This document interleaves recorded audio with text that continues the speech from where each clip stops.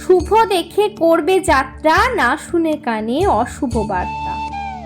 অর্থাৎ খনামা বলেছেন, পয়লা বৈশাখের দিন, অক্ষয় তৃতীয়ার দিন অথবা যে কোনো শুভ দিনে ভালো ক্ষণ দেখে ব্যবসা বাণিজ্য শুরু করতে হবে। ভালো ক্ষণ পঞ্জিকায় পাওয়া যায়। মন্দ কিংবা অমঙ্গলজনক কোনো কথা শুনলে ওই সময় শুরু না করাই ভালো। এক পুরুষে শুরু করে, অন্য পুরুষে পালন করে, তারপর যে সে খাবে 3 পুরুষে ফল পাবে। অর্থাৎ এক প্রজন্ম শুরু করে, পরবর্তী প্রজন্ম এগিয়ে নিয়ে চলে তার বুদ্ধি দিয়ে। ভবিষ্যৎ প্রজন্মরা তারপর ফল পেতে শুরু করে। ব্যবসা বাণিজ্য এই একই নিয়ম প্রযোজ্য।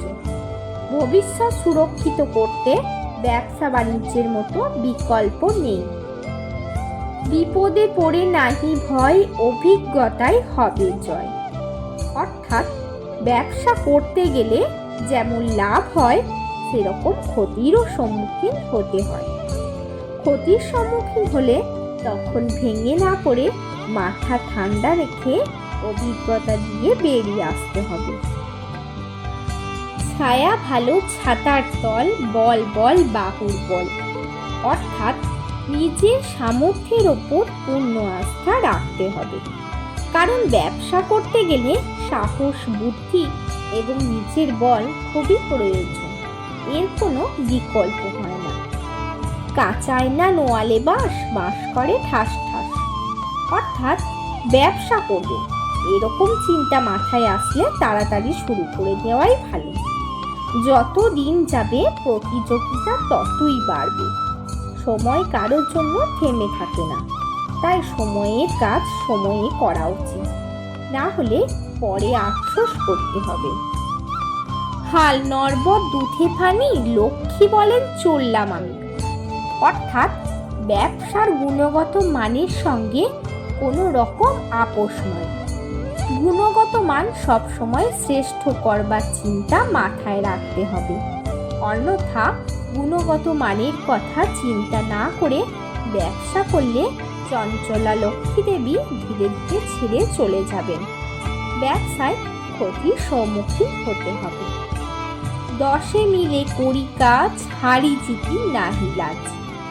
অর্থাৎ সবাইকে নিয়ে মিলেমিশে কাজ করলে কাজের অগ্রগতি থাকে এবং বড় কোনো ব্যবসা প্রতিষ্ঠা করা যায়, যা একটি সুসংবদ্ধ ব্যবসা বাণিজ্যের জন্য খুবই দরকার। খাটে খাটায় দ্বিগুণ পায়, বসে কাটায় অর্ধেক পায়। ঘরে থেকে পুছে বাদ, এবার যেমন তেমন ওবার হাভার।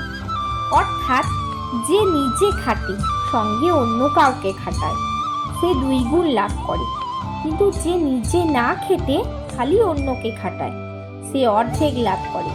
আবার যদি সে নিজের চোখে না দেখে খালি শোনা কথার ভরসা করে, তাহলে 1-2 বার লাভ হলেও আসলে তার লোকসানই হবে।